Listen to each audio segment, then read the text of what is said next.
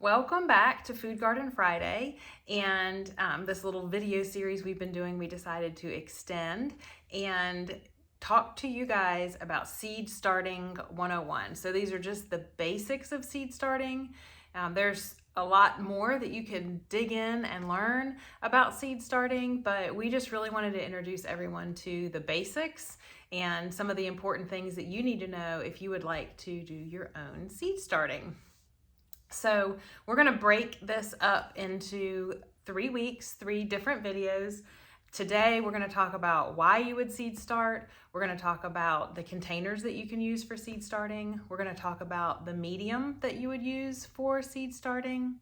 We're going to talk about just seeds in general, and then we're going to talk about heat. And at the end of this video, I'll tell you what's coming up for the next week. But today we're just going to get started. So we hope that you checked out last week's post. That was just kind of a little heads up. This is what we have coming, but we did share some resources in that post that would be really good for you to read through and get some good foundational information about seed starting. So the first thing is why? Why do we seed start? Well, there are several reasons, but 2 of the biggest ones are to mitigate disease and also just for variety.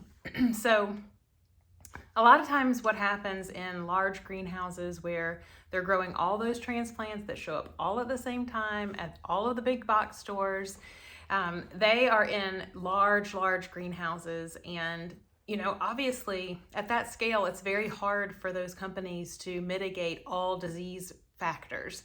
They are generally being watered overhead just because it's faster and easier, and they've also traveled quite a way to get to the store from which you've purchased them. So that's not necessarily true for small local retailers who are starting their own seeds, and but most of those are also still grown in greenhouses. So you probably could buy great transplants from any one of those sources and have an amazing garden, but if you want to kind of take that extra step in mitigating disease from the very beginning, then seed starting is a good way to do that. And the other reason is just variety. I mean, if you've ever been to a big box store when those plants come in, or even just local retailers, I mean, they cannot grow out every single variety known to man. And so, those varieties tend to be limited.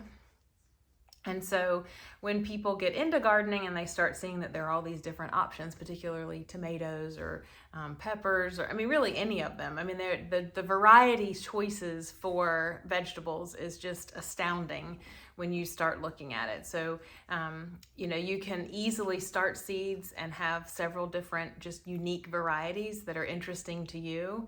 And you can also choose ones that have specific disease resistance to maybe the particular diseases you're dealing with or pests that you're dealing with.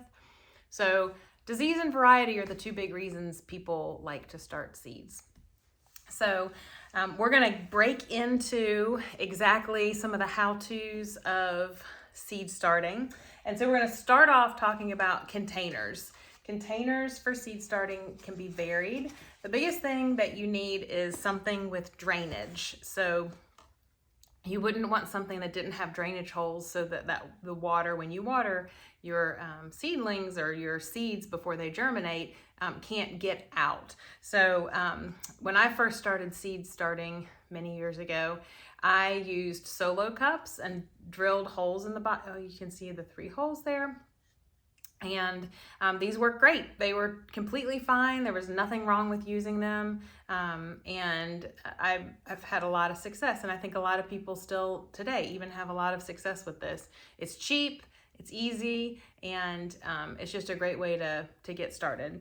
Another thing is if you've ever bought a plant from a nursery or, a greenhouse or wherever, and you saved the pot, as long as you've cleaned it and sanitized it well, and see this has great drainage holes in the bottom. As long as you've cleaned and sanitized it well, you can reuse this for seed starting. In fact, for all of our tomato and pepper and eggplant starts for our upcoming plant sale, we are reusing these in order to start our seedlings. So this is a great option. You can, if you have, if you want to grow out, 3 or 4 of one variety, you can put all 3 or 4 seeds in this one. This pot's large enough for that. So because I have done this for a little while and I really enjoy it, I've upgraded to permanent. They're not clean because I just used them and up-potted some, but I upgraded to some permanent, really hard. They don't, kind of crush when you handle them, seed starting trays. So this is a 6-cell, and I really like them. And for somebody like me, I mean, this is something to kind of maybe graduate up to in time. But I really like that I can reuse them every year. And so they're a great option. So far we have 3 options. And then another one, we've seen people liking to start seeds in egg cartons.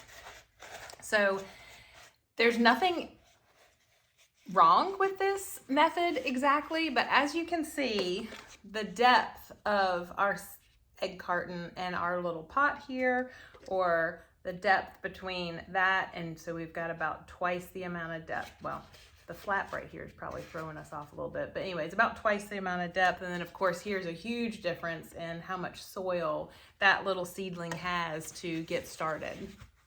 So if push comes to shove and you needed to use something like this, you certainly can put some soil in here and a seed, and it can germinate. But what's going to happen is pretty soon you're going to have to get it out of here and into something larger so that that seed and seedling can continue to grow.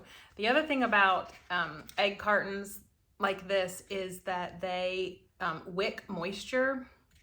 So, I mean, you'd think like, oh, it's great because it would stay moist, but it's also trying to take moisture away, where something that's plastic is obviously not trying to wick moisture away. So moisture is very important for seedlings, as we're going to talk about next week. But so anyway, so those are some of your options. This is maybe like if you really needed to use this to get started, but just know some of the downfalls of that method.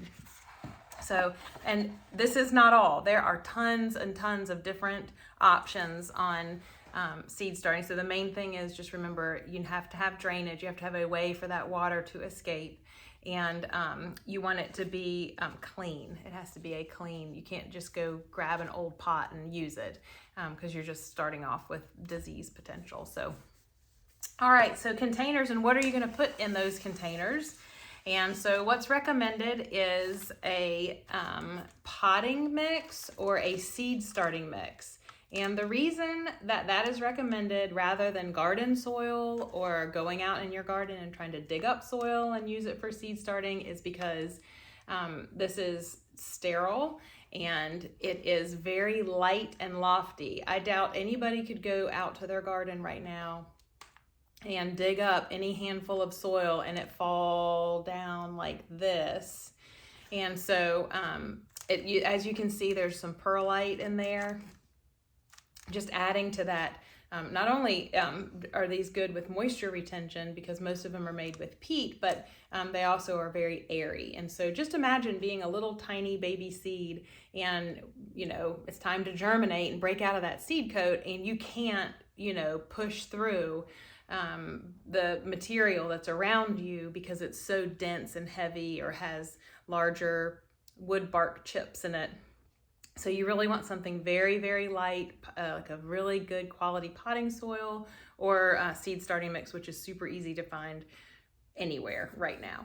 So, so that's your containers and what you're going to put in them. Now we're going to talk about seeds. We're adding, again, that document that we shared last week. We are sharing again. NC State University has a great document that kind of lists some reputable seed companies. So that's kind of what we wanted to talk about with seeds.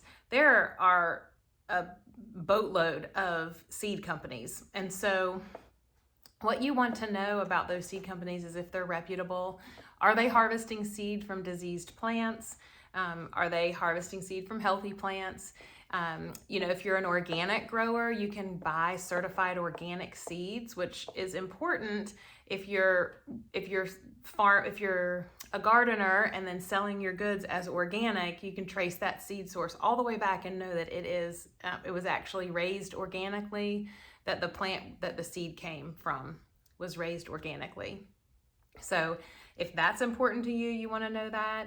And any good reputable seed company will have information on their website, and you should be able to find out more about that. But this document that we're sharing also gives you a good place to get started. So seeds come in a seed packet, and there are usually directions on the back of the seed packet about, how deep to plant the seed, how many days till germination for you, you can be looking for that seed to emerge. And then it talks about how far in advance to start these seeds before you want to put them in the garden. So there's usually just a whole bunch of information on the back of the seed packet that is really, really valuable. So Johnny's is a company that is in that document I mentioned. So that is a good reputable seed company that you can feel confident purchasing from. But we did want to mention just knowing your seed source and purchasing it from a good reputable source. So the last thing we're going to talk today about is heat. So, we've got our little container and we've filled it with our potting soil a little bit. And then we're going to put our seed in at the appropriate depth. And then what? And so you want to make sure this is moist to get started. You can use a spray bottle, which I should have pulled down. You can use a spray bottle. You can pre-moisten your seed starting mix. But you want to make sure that seed has a little moisture around it. And you want to keep it moist, not drowning, not soaking, but just moist. And we're going to talk more about water next week. But, it just needs to have enough moisture for it to be happy and comfortable and ready to germinate. But on top of that, it needs heat. And another document that we're going to share this week is a germination chart. And so it's a really great chart that shows germination rates based on the soil temperature. And so a heat mat like this, they're very inexpensive and they're electric. So plug them in and you put this under where your seeds are. And this will help warm the soil. And so that soil temperature is really, really important. And different seeds need different temperatures. And so this chart that we're adding down below ought to help you to know, what those different temperatures are for your seeds. So once you've filled your container with the appropriate mix and you have planted your seed according to the package directions, you're going to get it on a heat mat and you are going to wait patiently until that little seed germinates. And so next week, what we're going to talk about is lighting, watering, and up potting. So those are three very important steps. So when the seeds are planted, there are almost no vegetables that need light to germinate, except a lot of lettuces. But almost no seeds in the vegetable world need light to germinate. So you are going to tuck those little seeds into their new container and you're going to keep them happy with moisture and heat. And then as soon as they emerge, they're going to need light, which we're going to talk about next week. So we hope you join us again next week. And please do add your questions below. We want this to be valuable and helpful. And like I said, there is so much more to seed starting. We're just trying to give you the very, very down and dirty basics about all of this. So join us next week and add your questions below.